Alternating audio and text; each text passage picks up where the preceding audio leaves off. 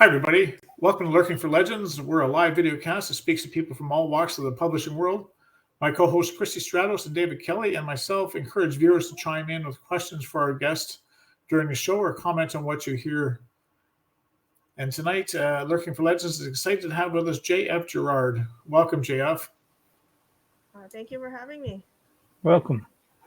Well, you're most welcome. Before we get started, why don't you tell everybody a little bit about yourself and everything that you do?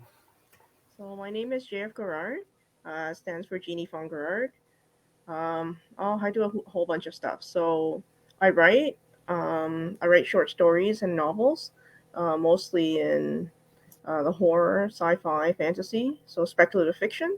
I'm also an editor for Ricepaper magazine. So I help them with a lot of the editing and I help them publish anthologies. And as well, I'm one of the co-presidents for the Canadian Authors Association, where we plan a lot of literary events. Of course, online right now during the pandemic, on Zoom for people who want to learn how to write. So literary events, expand a bit about the literary events. What exactly is that? And is that something countrywide, or is it just, I know you said we're all... It's international. I mean, whoever wants to, they can register. But I mean, initially it started off before the pandemic. Like we would meet in person downtown Toronto and people would come and we would have guest speakers. So we'd talk about like book marketing, for example. So we spend 2 hours with a few guest speakers talking about marketing, and then people could ask questions and stuff like that. Another one we did was a poetry workshop where people sit down and then there's like a moderator and then they teach us how to write poetry. They do exercises with us. And then another one is about publishing, like whether what kind of routes are available, whether it's traditional publishing, when you find an agent and gets things published, or self-publishing where you do it all yourself. So what's the difference, how to get there for anyone that's interested in writing and how to publish their works. So the Canadian Authors Association, it's actually a national organization in Canada, but I run the Toronto branch with my co-president Lee Parpart, who is also an editor at Iguana Books in Toronto. But I know there's other branches too. I'm trying to think where else there, like, it depends, right? Like it's a voluntary organization. So in a way, a lot of things are as good as the volunteers. Same thing with Ricepaper, it's all run by volunteers, right? So it depends on who's running it. Like Vancouver has a branch for Canadian Authors Association. And I don't think where else. There used to be an Alberta branch, but it collapsed because there weren't enough people volunteering. I think that Peterborough has another branch there. So it's all over the place, but it depends on, who's volunteering. So. I noticed you kind of like started off, well, I think you still work in nuclear medicine. Is that correct? I gave up my license. But yeah, I started out, my background is in nuclear medicine. So when I was younger, I remember, I was in high school and you get that form, right, to fill in for university. And I told my mom, you know what, I think I want to do English literature. And she said, you absolutely not. We're not supporting you if you're going to do that. So you should do computer engineering. And I was like, I like computers, but I'm not computer engineering material. But I love science. So I was like, that's fine. Because they were like, oh, we want a doctor, of course, right? So nuclear medicine fell way short of being a doctor. But nuclear medicine, you won't encounter this department unless you're quite ill. So a lot of the tests we do are for cardiac, for heart scans. We get people run on a treadmill, and then we inject radioactive isotopes into them, and then we scan their heart. Or bone cancer, and we scan the whole skeleton. Right. My favorite is GI reflux, where we feed people radioactive sandwiches, and then we watch the sandwich go down into their belly. I mean, after a while, I kind of started getting paranoid about the radiation, because you can only be exposed to so much radiation, and then yes, it's cumulative. You get a desk job, right? And I had to get a desk job once or twice, and I was like, yeah, maybe, I don't know if it's worth the money, after a while. So I did something else. So I entered working. I remained at the hospital, but they were looking for a project manager, what they call a transition manager, to sort of expand the imaging center. So they want someone that want to do something different, but also had a background experience in labs and nuclear medicine. So I went into that area. So I still work in healthcare. So writing for me is not my full-time gig. I wish it was, but I am not rich enough for that. But I do like my job in healthcare. I feel like I'm making a little dent in the system. I mean, let's be honest, like the healthcare system is gigantic. So I feel like I'm a little wheel doing something in it. So, I like what I do, and I like writing too, but writing does take a lot out of me. I don't think people realize how much energy it takes to write a story, even a short story. Like, you're working on it for like months, and then people read it in 5 minutes and they're like, that's it? Can you do better? And you're like, oh my God, that took me 5 months. So, yeah. So writing is something I enjoyed as a child, and I remember, when I applied for the English Lit thing, around that time, the only sort of Asian writer that was visible at that time was Evelyn Lau. So she was a poet in Vancouver. She's a poet laureate in Vancouver a while ago, but she wrote a biography, right, talking about her running away because her parents were pressuring her to become a doctor. And then my mom's like, I see, you want to be a prostitute and then write about it. I was like, Mom, that is Evelyn's story. I do not want to be a prostitute. I just want to be a writer. So, it's something different. But anyhow, arts is not something that was supported. But I sort of understand. I mean, as a new immigrant family, it's very risky to take the arts route. I mean, there's only so many J.K. Rowlings. It's like winning the lottery to be J.K. Rowling, really. One J.K. Rowling, there you go. I mean, even Margaret Atwood, I mean, she has a lot of success now, but I mean, she gave away all her rights and stuff for Handmaid's Tale and stuff like that, right? Like, it's such a competitive field, writing, because there's no barrier to entry. Anyone can start writing. Everyone has a story, right? So it's just how do you let readers find your story? So it's a constant pushing, a constant struggle. So I'm sure you gentlemen understand the constant struggle. It's a risky. You don't have to be an immigrant to have to be risky. It's risky for all of us involved here. It's a tough way to be a sole income person or the breadwinner of the family, especially as an independent artist, for sure. But now I remember during one of the seminars, there were some romance writers, and they were writing full time. And I was like, how do you do it? They're like, our husbands let us. And I was like, okay. So I went home and I asked my husband. He's like, isn't that nice? No. So just something you touched on just there a little bit. I mean, more recently, we're kind of seeing more diverse voices appearing in speculative fiction. Do you feel that the situation as a whole is improving, or do you think there's still a long way to go, or a bit of both? I think there's still a while to go. I mean, I finished a novel, and it's a speculative fiction novel just before my mother died, actually. And then I've been shopping it around. But shopping it around now, I mean, I have more street cred now than I had back in 2014 when I first published. But it's still just as hard to get an agent. It's still it's a lot of networking that you have to do. It's still a lot about who you know and building up your resume still. So I think it's just as hard as it was like in 2014. I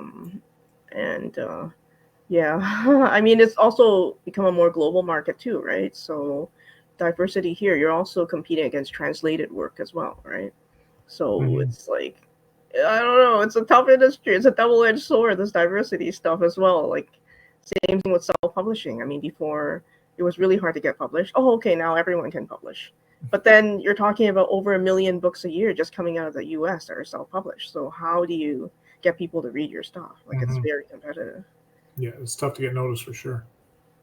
So you seem like you're so busy that I don't understand how you actually have time to have a full-time job. Or and that being said, since you do have a full-time job, I don't see how you can have a husband because you never see them. But of one of the many things that you do, I see you do a podcast called the Artsy Payment. And what's the podcast all about? So that podcast, basically I interview writers and I ask them about their tips and techniques. And so I interview like a lot of different types of writers. And I kind of stopped that for now after my grandma died and my mom died. But basically, it was just a sort of way to give back to the writing community. It's sort of like, to sort of learn the craft a bit more. Like, I think people don't realize how hard it is to write. So by talking to writers and asking them, how do you do it? Like, what are the tricks? And, like, how do you process this? I mean, in a way, selfishly, it also makes me sort of learn what they're doing. So maybe it'll help me improve my craft too. So it's just to open a conversation, sort of what you guys are doing, right? So that's exactly what we're doing. We learn quite a bit just talking to all these different authors, and it's our way of giving back to the author community too. It's just having you guys come on here and talk a bit about yourself and get you a bit more recognition. So yeah, and that's the beautiful thing that I've discovered over the last 4 or 5 years now. It's almost 5 years, Dave, I think. September 2017, I first dipped my toe in there, and especially the independent community they're so helpful. Like, it's not a competition at all. We're all here to help each other out, and I've received so much help from everybody. David was the first one who stepped in and helped me out when I was trying to figure out Amazon. So Dave is actually the first person that I hadn't known David at all up to that point, and I was quite blown away by how helpful a lot of authors are. You think they're struggling to get their name shown, and yet they take the time out to help you get yours known. So yeah, no, that's what we do here at Lurking for Legends, is just trying to give you a bit more exposure as well. So yeah, I certainly feel that. yeah, sometimes you just have to ask, right? And then you'll be surprised. Exactly. Yes, that's for sure. And there's so much knowledge out there, and there's so much to know too. It's so overwhelming sometimes, but I just take it one day at a time, and we'll get through it. But so you also do a thing. I just want to ask you, actually. Sorry, let me rephrase that. What is East meets West speculative fiction? What does that actually mean? Well, I mean, I read a lot when I was younger. So a lot of the books that I read, like, the publishers obviously are not very diverse. So while growing up, I didn't really find too many Asian characters and whatnot. So East meets West is something I made up after I wrote a vampire book, which featured both, featured a diversity of characters. The main character is Asian. And while I was shopping around for an agent and publisher, I was told that vampires are only European. And I'm just like, that's not true. But, so I sort of made up the East meets sort of catchphrase, because I was just astonished, right? I was like, but it's not true. Like, a lot of different cultures have vampires, but it's just sort of presented differently, right? So there is a history of, Chinese vampires. I mean, they were more practical. Like, they weren't just out. Like, they weren't, some of them, it was because a Taoist priest wanted to move them home, right? So basically, people might be working in the west end of China, and then they died on the east end. So the Taoist priests would transport these corpses at night by giving them some energy. And then at night, they would hop their way home. And then, if they got loose, then they start biting people, and they're considered vampires. But they're sort of brainless, I guess, like zombies. But that's sort of one, where the idea comes from, right? Like, those are vampires, but sort of different. And then there's also vampires in the Philippines that, fly around and stuff like that. So I think every culture has sort of a similar monsters, but sort of like how you present it, right? How you make it up. So when I finished the vampire book, I called it like a East meets West, since it talks about like a main character who's Asian, but her family immigrated to, I think originally it was Toronto, but then I changed it to Manhattan, hoping it'll sell. But anyhow, then they came to North America, so it's sort of like East meets West kind of idea. So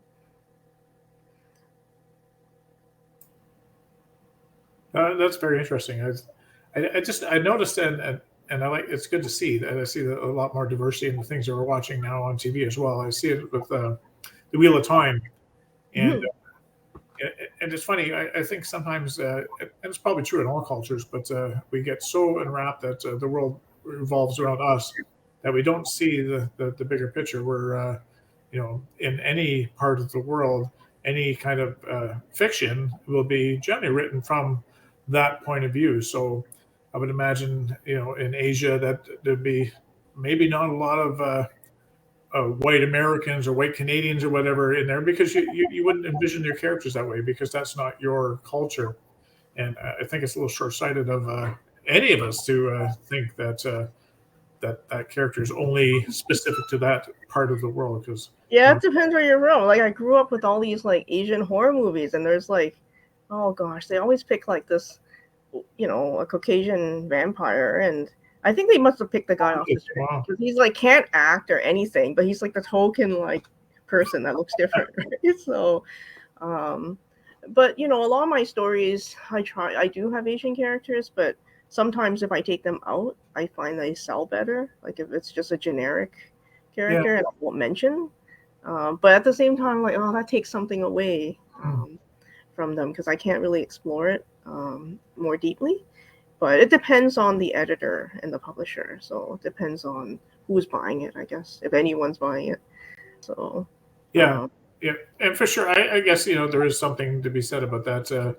If you're actually trying to sell your books, unfortunately, especially if you live in the Western Hemisphere, our biggest market is the U.S. So we cater to the U.S. Readers. That's our livelihood, whether you like it or not. And a lot of us will change to American spelling and everything else. So, I guess to each their own. But we all have to find our way for sure. So, again, going back to how busy you actually are. Why do you volunteer work in the writing community when other writers tell you you're wasting your time and not writing? Yes, I've been told that a lot. Well, part of it is because I don't see that much diversity in the leadership in some of the writing communities. So I stop by stepping up. They'll bring other people to volunteer. And also for me to learn. I think it's a chance to network as well, build some street cred. Hopefully one day I'll meet an agent, that sort of thing. But I mean, in the long run, it's really just to help the community and to learn. Actually, I was pulling together a Asian literary festival when one of the writer guests, who's male, was asking me why was I doing this. Because at the time, I couldn't, my husband couldn't pick up my son for some reason, so I had to bring this 3-year-old with me. And he's just sitting there playing with his toys, but he's just like, you should concentrate on being a mother. And I'm just looking at him, I'm like, if I was a man, would you say the same thing? But I'm just like, look, I'm trying to build like a better world for him. And I think by volunteering and, sharing my time with people and building a community, that hopefully one day he'll see more works, more publications by more diverse people. So. I noticed that you were involved in an anthology with the intriguing title Trump, Utopia or Dystopia. Oh, Can God. you tell us a little about that? You know what? That book came out of a lot of anger. Around the time when Trump was being elected, my father suddenly died. And I remember looking at the screen and just being pissed. And I was like, but I was like, okay, I need to do something. Because I was having a big mental health crisis at that point. And I was like, okay, I need to focus my energy somewhere because I was on a downward spiral. So I thought, you know what, let's do an anthology. And actually at the same time, it was Canada's 150th coming up, right? So I also opened a submission call for Canada 150, but no one wanted to write about Canada. I think I got like maybe 10 stories, and then I had to write to my friends and beg them to write stories about Canada. But for the Trump book, there was over 100 entries, so there was a lot to go through. But people loved writing about him. Even this one person, I met him at a literary event. He was like, I really want to give you a story. I hate his guts, which is why I'm going to write you a story. And I was like, all right. And he wrote a really good story, actually, that ended up in the book. But it was just, I don't know. He's so fascinating. He's almost like larger than life. Like he doesn't seem like a real person. He's like a comic book character, right? And you're like, how can you do all this stuff and get away with it? And actually, I'm preparing to release another Trump book. So one of the writers that gave me a story, Maureen Barr, is a feminist science fiction scholar based in New York, and she's a professor as well. But she has not stopped writing about him. She keeps going about how much she hates him. So she wrote a short story for this Trump anthology. And then she wrote another book and sold it to a feminist press in the US. And then she wrote another book about him. So we'll be releasing a book of short feminist stories probably in the next few months from her about Trump. But the Trump anthology, working with Jen Frankel, I'm actually quite proud of the book. I know a lot of people think it's a weird thing, but some of the stories in it were actually quite lovely. Like some of it was okay, fine. He's sort of like the devil, it's pretty standard. And then other ones are silly poetry where he's like a toddler asking for things to be done. And then there were other stories where it was kind of sad. One of my favorite ones is when he actually gets shot at a McDonald's while walking through the drive-thru, and then he turns into a robot, and then people could program him and control him, and he's just so sad. Like there's a variety of different stories in it that are quite fascinating. And one of them is quite scary about people self-mutilating themselves to get likes, to prove how American you are, that you're just flog yourself, and the more pain you show, the more American you are. And it's such a crazy concept. At the same time, you're like, oh my god, that could actually happen too. So I don't know, a very, very different book, very different anthology. So. I was going to bring up this from one of the viewers. He says, I noticed on your website you have links to both Grammarly and the Hemingway app. I love using the Hemingway app, but have always wondered if Grammarly Pro has more to offer. What are your pros and cons with each, and would you recommend paying for the Grammarly upgrade to Pro? Both of them are great apps, but I think it depends on how much writing you do. Like when you think about investing and stuff, I mean, I grew up in an immigrant family, so we're kind of frugal. So like if you use it a lot, then definitely, I think it does help you improve your writing. But I mean, there's still AIs, like they're not perfect, right? You're still going to have to end up correcting your manuscript at the end. But both are great. And I think, if you use both, then yeah, you'll catch more things. But it depends how much time you have. Like, and also what kind of computer you have. Like mine is like starting to get old, so I don't think Grammarly actually stopped working on my computer. So when I get a new computer, I'll install it again. But writing tools are great, but it depends how much writing you do. So what would be your favorite writing tool then? Oh gosh, you know what? I just use Word. I Yeah. mean, I don't, and I have notebooks that I write in as well. So for writing it, yeah, that's another good one actually. I've tried that one as well. So those ones, they catch a lot of your errors, but I mean, at the end of the day, you're the one that still has to come up with the material, right? So for a while, I was using Scrivener. That's very good for planning things if you want. But then at the end, I just got lazy. I just have a notebook. I write down my ideas. And then I sit down and I just start writing. At the end of the day, you just have to just start. Unfortunately, there's no secret. I think I found on April Fool's Day, was it last year or the day before? Readsy was like, oh, we have this secret software. It'll help you write your book. And then when you got there and you clicked on it, they're like, ha ha ha. This is an April Fool's joke. So yeah. So in amongst all of your extremely busy schedule, you run your own indie publishing company.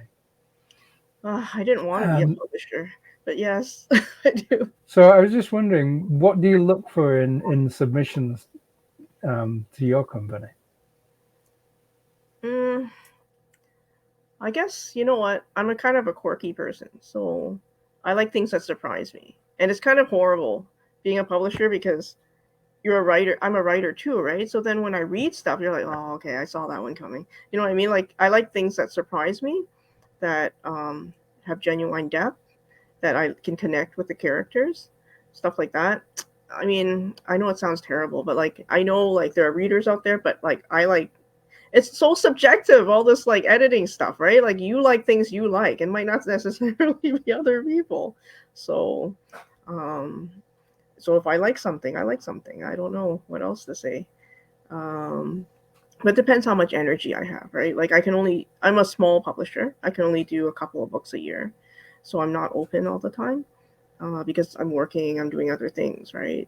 And as other writers say, I should be concentrating on writings and whatnot. But I find for publishing, I mean, I started the company because I couldn't find a publisher. And I thought, it's such a shame. There's so many good writers out there that aren't being given a chance, right? Like I may be a small publisher, but at least you can get the credit and then you can build on it, right? Like it's just I view myself as a stepping stone because I mean, I'm not like, a penguin that has like $1 million to do all the marketing, right? So So I view myself as a small indie publisher that offers writers a chance to step up. So I'm assuming that's the Dark Helix Press, correct? Yes. And where did Dark Helix come from? Is that something to do with your nuclear biology, or? Yeah, for DNA. There's a raven on top of a double helix. So that's sort of the logo I came up with. Yeah. But I didn't. Well, then someone told me, because I've started doing some children's books as well. They're like, that's kind of not a nice sounding name for kids' books. And I was like, oh, too late. But yeah. That might be a bit off-putting. So what exactly do you do as a publisher? Obviously, you help someone publish their book, but like, what do you do as Dark Helix Press? If I was to submit my book to you, what would the steps be, and what would happen for me? Well, I mean, I'll probably have a quick look at it and let you know whether or not I take it or not take it. I'm not really open to submissions at the moment. But people still send it in anyways. Like Maureen's book, she sent it in anyways. And then I looked at it and I was like, okay, I think this is worth doing. But as a indie press, I can't afford to do the traditional contracts, right? Where you pay someone a few $1,000s or whatever. So we do revenue splitting typically. So I'll give people contracts. Then we work on the book by editing, everything. So it goes back and forth. And I think for Maureen's book, we've edited for over a year and a half now, because she works too, right? So we both work. So it takes a while to get a book out. Average around 2-3 years, right? By the time you're done. And then I also do all the cover work, all the promotional materials. I set up events, so readings for the authors to do virtually or in person. So a lot of promo stuff, a lot of marketing stuff, I think. And just help them, get their book out there as best as I can. Go ahead, Dave. Oh, I was just going to say, you also, I understand you have an MBA in marketing, which sounds like an amazing achievement. Many of us struggle with marketing, so I was just wondering, do you have any kind of helpful tips? Marketing, oh my gosh. It's actually very hard. I mean, I know it sounds like so, it sounds so easy. You just do marketing. But you know what? There are you can throw away a lot of money very quickly. I think when people do it, they might not necessarily measure the ROI, the return on investment. So, just because you don't do a Facebook ad doesn't mean people will buy it, right? And it depends on what you expect, right? And the whole viral stuff is just so random. That's like winning the lottery too, right? Like, just because you make a video, it doesn't necessarily mean it might go random 6 years later, 7 years later, right? Who knows? But for marketing, I say do your research, put together a budget, and think about how much you can afford, and lower your expectations. I think because you don't want to be disappointed, right?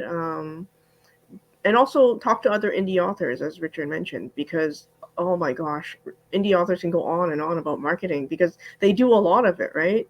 Compared to if you're published by a traditional publisher, usually there's a team that does it. But I mean, these days, let's be honest, budgets are getting smaller. Even those people will ask you to do some of the marketing yourself. So it doesn't matter if you're traditionally published or self-published. And if you see any people doing events, ask if you can join. I mean, you know what? The worst they can do is say no. Honestly, you can ask, and if they say no, they say no. That's okay. But maybe they'll remember you for a different event, right? So you never know.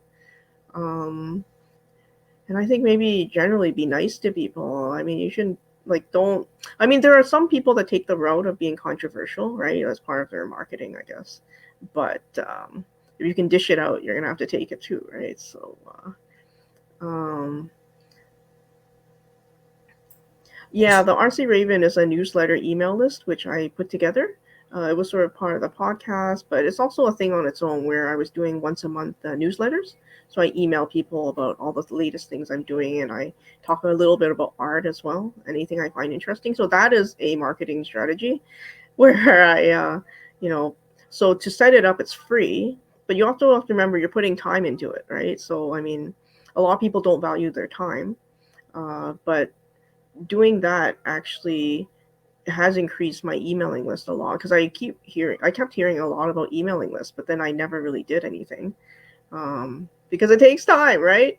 But then once I learned about these platforms you can use to sort of give away things, give away your short stories and whatever, and build an email list. So I'm using Story Origin mostly right now, and wow, it really ramped up all the emails that I've been collecting. So that's one marketing strategy. So a lot of the marketing things doesn't have to be free, but sometimes when you pay a little bit, I think it's worth it. Like Canva, where you can use to make social graphic tiles, is free, but you can pay for the pro version. It's $10 a month, or $10 US a month, right? But they have to think about, is it worth it, right? So you can try it. Some things you can try out for free, and if you like it, then pay into it. But don't pay into it right away, because otherwise you're going to be, using up a lot of your budget quite quickly.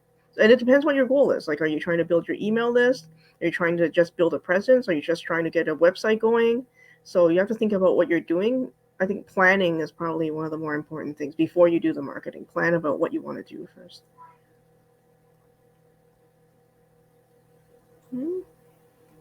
So I know you touched on Ricepaper magazine and what we're talking about earlier. You're deputy editor of Ricepaper magazine. Tell us a bit more about the magazine itself. So Ricepaper magazine was started actually in the 50s and the 60s by Jim Wong Chu. So he's an early pioneer of Asian Canadian writing and publishing.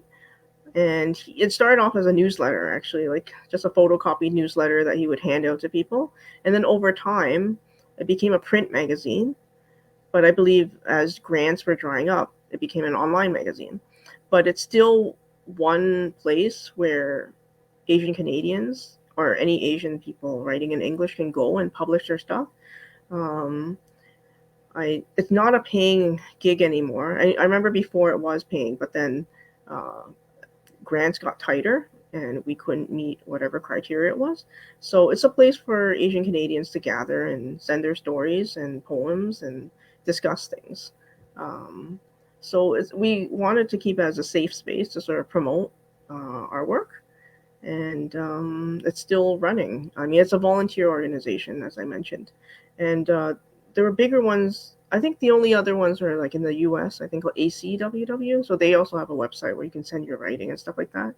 And there's another one, I believe, in Hong Kong and Singapore as well. So there are actually very few places for English language pieces by Asians to be sent. So this is one of them, is Ricepaper. And we also do interviews with filmmakers. We interview actors and people of the Asian community as well. So it was a way to give back as well. And I admit it, well, as a first generation Canadian, at first I didn't want to be typecast as being an Asian Canadian writer, but then over time I'm like, oh, whatever. It's another opportunity for me to volunteer and help out in a community, right? Because I understand, like, we're all embarrassed to be Asian because we, like when we go to school, we're like, oh God, why do I have rice? Why can't I have the bologna sandwich? But, over time I embrace my identity and, I learned to live with it. So.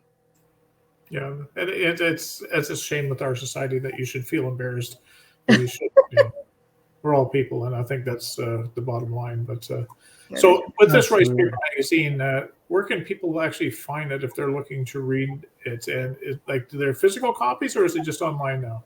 It's all online now. So ricepapermagazine.ca. And then occasionally we do anthologies. So every couple of years, we pick the best pieces from the website and we publish anthologies. So Belief was one that we did last year. We pulled together some pieces because we found some money through grants. And then we published a physical copy through Dark Helix Press. And we did readings and, and interviews with the authors and stuff like that. Yeah, I believe you're doing a creative writing course at Ryerson. Is that correct? Oh, I finished that. Yeah. So like at the universities in Toronto, like all of them have it. It's a continuing education course where you can do some certificates. So I had wanted to do an MFA, but my husband told me I wasn't allowed since I already have an MBA. He said I'm being overeducated. So I settled for the certificate. But I think it's important once in a while if you can afford it, because these things cost money to like Mm. sit down and learn about different writing techniques from people and your professors. And one of them I still keep in touch with. She has her own newsletter, and she was a guest on the Artsy Raven as well. So it's nice. The ones, I mean, you don't need that many to get the certificate, right? And it's another thing to add to your resume. I think it was like I think I did only 4 courses, and then you get a certificate. I mean, it's a very low bar, but I feel like I wish I should have done more classes. I mean, I don't know. I just like going to school at the end of the day, I think. Like, this doesn't matter. So. And would you recommend something like that to other authors? Oh, definitely. Like I said, if you can afford it. But there's also, there's so many things that you can take out there. Like Clarion West is a group that does a lot of online classes. I think One Story also does a lot of online classes. It depends on what you want. Like those things are all virtual. But like I need to be in person. I need someone to tell me how horrible my writing is to my face. And then I'll be like, okay, I'll do something to change. Like, I don't know. I fall asleep with a lot of the virtual stuff. Like I'm just bad with virtual, because it's too easy to ignore people, right? So yeah, but in person is definitely better if you can do a class. Usually my wife tells me if my writing's bad. My husband doesn't read my stuff. He doesn't like speculative fiction. He doesn't like horror. He's a documentary guy. He's a nonfiction guy. So. But yeah, but you're lucky your wife reads your stuff. Even if I gave them money, they wouldn't read my stuff. So listening to you talk about everything that you do, I'm kind of feeling a big underachiever over here, down here in Cambridge. So, and listening to you, I'm starting to think they must be more hours on the clocks in Toronto. Like, are your days longer than they are in Southern Ontario or Northern Ontario? I think right in the middle there, Toronto, because it's such a big city, must have a bigger clock or something. No, but I mean, I think I do so much. It's like we were talking earlier before all this, but like I have chronic depression, and it's my way of dealing with it because I was never allowed to get help while growing up because it didn't exist. So, well, I mean, it exists, but my family was not willing to let me get help. So to deal with it, I sort of overdo things. I don't know if it makes sense. I need to be busy or else my mind starts going downwards. So I just need to constantly do something all the time and just keep myself occupied. But I admit, like, yeah, then after a while I burn out, and then, then I have to reset, right? But it's just, I don't know. That's just how I cope with my mental illness. So on your podcast, I was just wondering if you could pick kind of 3 ultimate ideal guests to be on your podcast, who would you pick and why? Oh gosh, I'd pick Stephen King. I love Stephen King. I don't know. He's like the hardworking, most hardest working writer in the business. I think, he has a lot to share. Another one is, well, I guess I would be curious about J.K. Rowling. Like, I mean, I'm not like a huge Harry Potter fan, but I am curious as to how fame has affected her. And, she has other different projects now and how she feels about that. Like, I mean, her other projects are not going to, obviously, I mean, compared to Harry Potter, it's not going to be as big, but like where she finds the drive to just keep going. Oh gosh. And then third person, I guess I'll have to be Margaret Atwood because she's Canadian and I want to listen to her talk. She's such an intelligent person. Like, you can just talk to her for hours, I think. So those are my top 3 guests. But they will not, I'm too small, potatoes. But anyhow, I can dream, I guess. I'm sure they'd want to come on to Lurking for Legends. Of course. Yeah, let me know when Margaret Atwood comes and J.K. Rowling again. So I see we're coming to the end of the show here, and I think that I speak for both Dave and myself when I say you certainly have accomplished a great deal, especially juggling the full-time job on top of it. It's it's credits and kudos to you for doing everything that you've done. It's quite amazing. Absolutely. Well, I think you guys are amazing too. I mean, you guys, have written a lot and, have a broadcast, and you guys have supported people around you. I think it's fantastic. that certainly helps. And yeah, my wife's the same as David said. My wife doesn't like fantasy, but she reads my stuff just so she can help me proofread it and make my stories a little bit better. And Dave has the same support up in his neck of the woods too, and it's certainly very helpful. It's nice to get actually an independent set of eyes on my stuff. So she's not a fantasy reader, so she picks out things that a lot of people wouldn't, which is very nice. My wife, I tell you this, my wife had never even seen a science fiction show before I met her. So it's like everything she knows about science fiction is kind of secondhand through me, through me introducing her to shows and movies and then eventually my writing and everything. But yeah, she hadn't even seen a science fiction show, but she is incredibly supportive and I'm very lucky to have her. Yeah, I mean, I guess in a way, since my family isn't that supportive, I find my support in the community and the volunteer work I do, right? So yeah, as long as you find people around you to rally for you, it'll give you the energy to keep going on your writing journey. So I hopefully I didn't screw that up. I tried to type in your website there. I'm normally not very good at doing that, and I guess I must have missed it, but I'll get it in there in a minute. So when people are looking for JF Garrard's, and I know I'm saying your name wrong, but when people are looking for your books, where can they find them? I'm on Amazon mainly, but jfgarrard.com is my website because some of the stuff is published through magazines.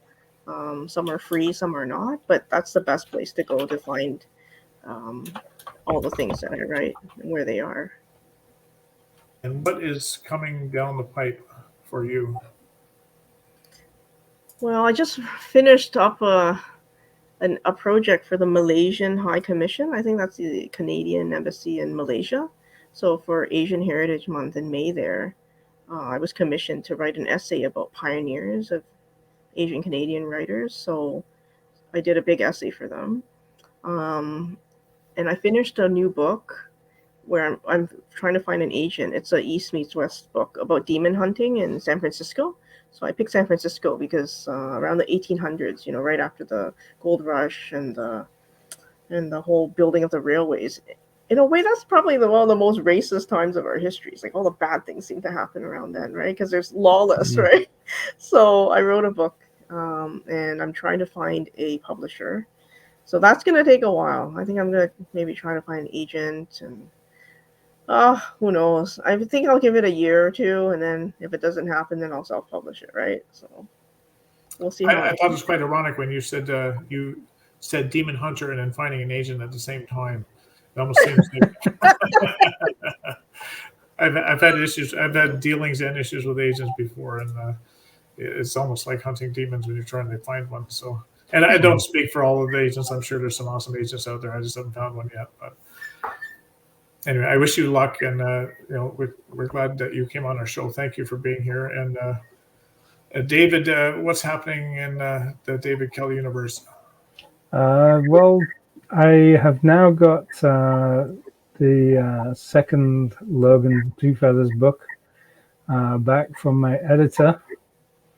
I've still not been brave enough to open the actual document and see all the wording, but I have actually got the edits back from her, so I'm going to be starting work on her feedback. And the other good news I've had today is that my local tire company has got a new set of tires for my Corvette, which I was kind of like not sure I was going to be able to get. Yeah, they're tough to get. I tried to get them before. I actually went down to the Bowling Green. That was totally off topic. Sorry, JF, but I went right down to Bowling Green where they actually make the Corvette. And I tried to get tires for my car, and they did not have them. I had to come back to Cambridge to get them, so it's very bizarre. But anyway, next week. What about you, Richard? Sorry, I have nothing really new. I haven't been writing much in the last couple of weeks. I've had so much pulling at me. I just did a book event where I had a bunch of local authors that attend this little book signing on Sunday, and it was what it was. We didn't have great attendance, but it was nice just to getting out again with some more authors, some more like-minded people, and just hanging with your tribe, so to speak. So I enjoyed that. I wish we would have had a bit more traffic go through there, so the authors could have sold some more books. But As far as the writing, I'm dealing with my income taxes and stuff like that now too, and that's such a pain that I do not feel like writing at all. So hopefully I'll get back on track next week and we'll get this. But the tax return's almost as inventive as writing fiction. It is. It's actually more. I think it's more horror than fantasy, so I don't enjoy doing it at all. But anyway, next week we're going to have a science fiction and fantasy artist, Christopher Dahl, and I believe that is someone you brought in, is it not, Dave? Yeah, Chris, he's a great guy, and he does some phenomenal artwork, so that will be a real treat. Yeah, it's going to be a real treat for my bank account too. So Christopher's been featured on the cover of a number of books, including Becky Chambers' Hugo Award-winning Wayfarer series by HarperCollins US. He also runs a weekly live stream on Twitch, which I guess I've heard of Twitch, but I've never seen it, where he paints a science fiction scene live. So that might be interesting. I might have to check that out before he comes on. So, and again, thanks a lot, Dave. There goes my budget. So for Christy, who couldn't be here with us tonight, Dave and myself, we hope everyone has a safe and healthy week ahead. And until we meet again, take good care. Thanks, everyone. Good night. Thank you.